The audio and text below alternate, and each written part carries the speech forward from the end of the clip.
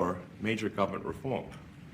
There should be no doubt about that. That was on the campaign. The president spoke about that at every rally. The people voted for major government reform, and that's what people are going to get. They're going to get what they voted for. And a lot of times, that people that don't get what they voted for, but in this presidency, they are going to get what they voted for. And that's what democracy is all about. Oh, what you know, Joe. Joe Concha, Fox News contributor. Well, there you have Elon Musk explaining to the press what the American people voted for. And I would love to hear Joe Concha explain to us the Elon Musk factor right now. How important has Elon Musk been to taking the pressure off of Donald Trump? Joe, welcome back to the show. Thank you, Annie. I'm not sure Donald Trump feels pressure, but yeah, that's just true. All of that said, I just can't get over the fact that we have a media that they're given a talking point. They're given a memo. They're given a meme. And boy, do they go with it without questions whatsoever. So this week, it's everybody has to say, okay, constitutional crisis. Mm-hmm. Make sure you say that over and over again.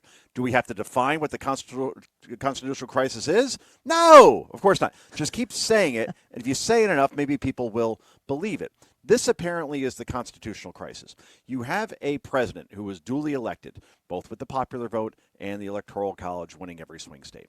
He, as a CEO, as an executive, like running a company, once you are made the CEO, then you hire people around you and you delegate certain responsibilities to them. In this case, Elon Musk and Doge was tasked with going in and auditing government agencies for wasteful spending, for possible corruption, or both. And obviously, in our federal government, if you ask 100 people on the street, I'm pretty sure 99 will say, yeah, there's probably both in our government based on what we've seen in the past. So apparently this is a very big problem for people where they're just going off on Musk, who's worth $400 billion, as if he's trying to go in there to get the Social Security numbers of people to steal from them, as Elizabeth Warren said, instead of just doing a job where he's already running like 5 companies at once, and he's not getting paid to do this one. He just happens to care about the country, and this is what he's good at based on what we saw at Twitter. So apparently that's the constitutional crisis, that if you question an activist judge's ruling, then that's a problem, and that's going to lead to – no, it's not actually. It's, boy, all I know is under Joe Biden, he defied the Supreme Court over and over again on Supreme, what am I trying to stop saying that, Joe? On student loans. Yeah. A lot of coffee today. On student loan forgiveness, and then obviously weaponized the Justice Department against Donald Trump. And, tried to, put his own opponent in jail, not him, but, probably directed by him or whoever controlled him. So I'm giving a very long answer here, but the point is that there is nothing wrong with what Elon Musk is doing, and most Americans this is what they voted for, and therefore they're liking it because of all the things he's discovering. That's the story, by the way, not Elon Musk. Yeah. What he's discovering. It's wild to me to have such a clear understanding going into the election. If you vote for Donald Trump, he's going to do this, this, this, this, and this. Yeah. And I've never in my lifetime, I don't think, ever seen a president immediately do almost everything that he said he was going to do, and it hasn't even been a month. I don't understand where the left thinks they're going to successfully land the point that we didn't elect Elon Musk and that as a non-elected official, he shouldn't be allowed to do anything, when we really remember the name Anthony Fauci, and we know how much that unelected official bureaucrat changed our lives, kept us from our loved ones on their deathbeds. I mean, we have longer memories than they need us to have. And the fact that Elon Musk is doing exactly, he was jumping up and down like a goofball on the stage to help get Donald Trump elected. This is shouldn't be a surprise. Not at all. Great point with Fauci, by the way, Annie. Annie, that's so true. That he wasn't elected either, right? And so many other people we could name, like Jill Biden, like Hunter Biden, that may have been helping to run things at the White House, or Susan Rice, or Ron Klain, whoever the shadow presidency was, or whatever it was composed of. It's remarkable. But that doesn't justify – I'm not saying two wrongs make a right here, because having Elon Musk in this position absolutely is not wrong. And by the way, Tom Homan also wasn't confirmed by the Senate, and no one seems to have one problem with him. True. Right, because who wants to mess with that guy? So that's one starter. But, he's been doing the same thing. He was hired by Trump. He was given a position. It's one that doesn't need Senate confirmation, and he's going about doing his job. And now we're seeing 93% drop in border crossings without one more inch of the wall being built. Just Trump's rhetoric alone and the show of force as far as our U.S. troops there, that's doing the job temporarily. They need a permanent solution there. I don't mean to change gears, but overall, 23 days into this presidency, every day a new hostage is coming home, which is remarkable. And we saw Mark Fogel last night, and it was just so heartwarming to see him there with a Pennsylvania beer in his hand with Trump at the White House. And he was at a loss for words because, if you're in prison in Russia for 3.5 years, you're probably a bit shaken still to that point where it's hard to get your emotions together. But it was such a great moment. Just like the Super Bowl was a great moment. And last night, MSNBC didn't cover one stitch of Mark Fogel at the White House. I found that, even for that network, remarkable because that was obviously a very big moment. But overall, I have a new story in the Washington Examiner today, Annie, and it's all about how Americana's back, right? Like we saw during the Super Bowl, that Brad Pitt ad was amazing, right? We got, Cowboys holding American flags again, and I'm watching the troops at Iwo Jima, and I'm seeing the Apollo 13 landing, and like all that stuff. It was just like, wow, this is like jingoistic at this point. Then Trump gets cheered, Taylor Swift gets booed. I mean, what's more American than that?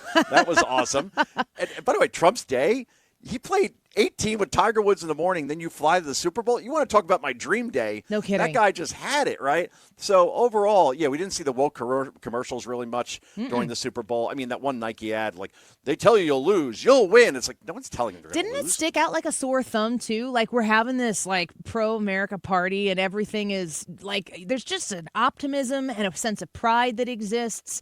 And then Nike does their thing. It's like victimhood and trying to profit off of it, which is always the part that makes me laugh. It's like they made it in 2021. Like, okay, here you go. We're all for that. Caitlin Clark is like the biggest athlete in the country right now, right? Yep. And everybody celebrated that. So what the hell are you talking about? But overall, like, end racism, not in the end zone anymore. And Jalen Hurts, thanking Jesus for guiding him to this moment. I don't know. It feels like America is back. It feels so good, Joe Concha. It feels so good. And when I was, when I'm thinking about girls' sports and watching Nike, like we're saying here, like it just was like, ooh, which one of these is not like the other? Nike, you are in the past. And it just sticks out like a sore thumb. At the same time, going back to Donald Trump having an amazing week, I played 4 sports through my senior year of high school. I love sports. I coach I know that you're around youth sports all the time because I follow you on X. I'm around youth sports all the time. I have 3 daughters. My daughter plays volleyball. She plays basketball. I care deeply about it because I'm super connected to it. But other people don't care about it. But right now, yet last week, Donald Trump signing that executive order surrounded by all of these young girls is the most beautiful image that I have ever seen in my life. And then Nike's like, everybody's telling you can't. I mean, like, that's so out of touch right now, and it's so obviously out of touch, it's enjoyable. I think, Annie, I shared that my wife was a Division I athlete, right? And she ran at Georgetown, and it's tough, right? To get to that level and to be at the level that she was, where she was once ranked 3rd in the country.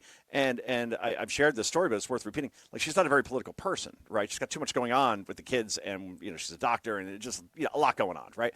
And 2 dogs, by the way, and 3 frogs. I can't even begin to get it. And you, Joe, and me, you got to take care of me. That's 2 full-time jobs. But when that bill was, or at least the executive order was signed, and I think a bill eventually will be passed to make it permanent, she stopped and watched and said, good. Yes. It's so unfair what's happening to so many girls on the collegiate level that are either getting hurt or getting beat when they should, for the rest of their lives, remember that they were a national champion or they finished first in their conference. And it's like, okay, this resonates with more women, suburban women, than we know. And the fact that, again, how many was it? 203 Democrats voted against the Protecting Women in Sports Act. How do you defend that? No.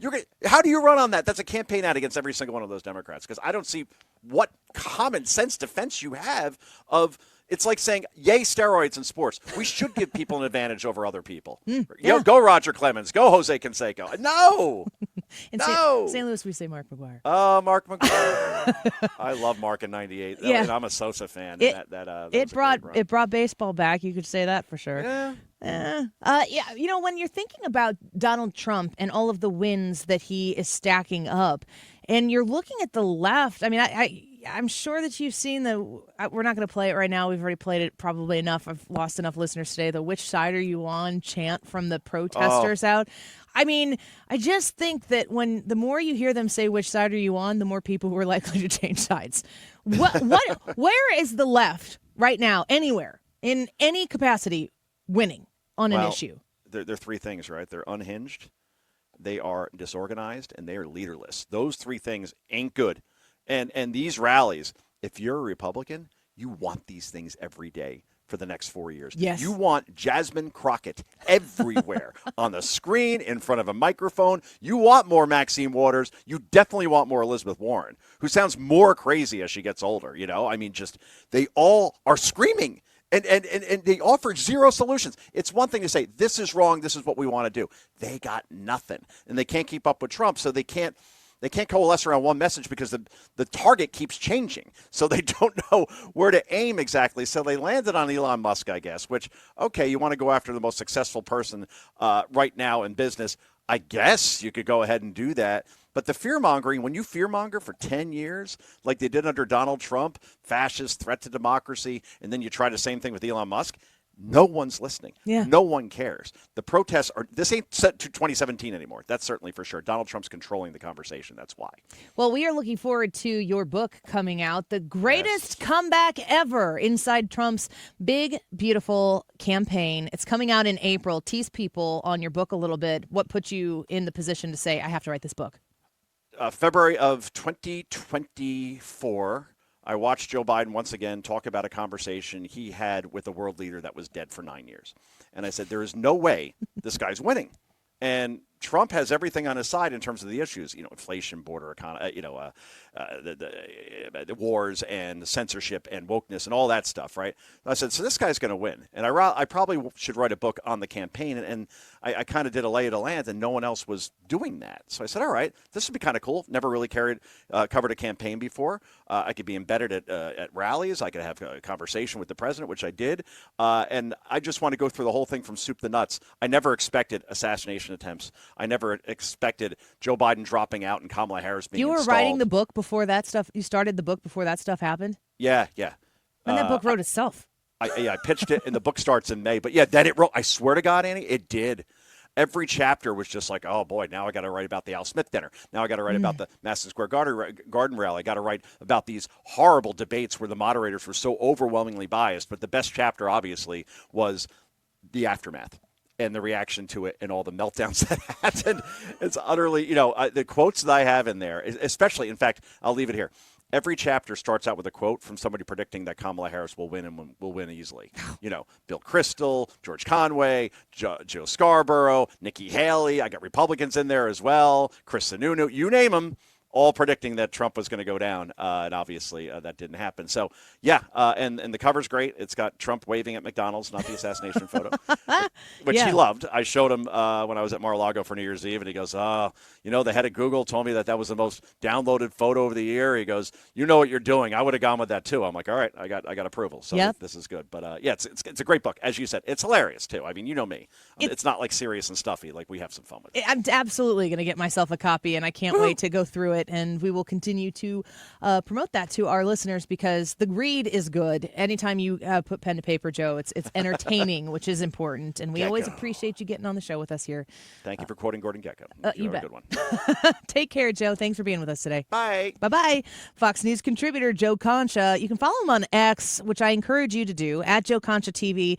Specific to what he's kind of saying there, Joe has a way of, he's got his eye on the media, and he does the dirty work for us. He's peeking over at the people who you can't handle watching, and he just pulls out the nuggets that you're like, I'm glad I got that, which he's including in his book, The Greatest Comeback Ever, which is coming out in April. A great spring read for you, maybe on your spring break. We'll have to find out the exact date that it comes out. Thanks for Joe Concha for coming on today.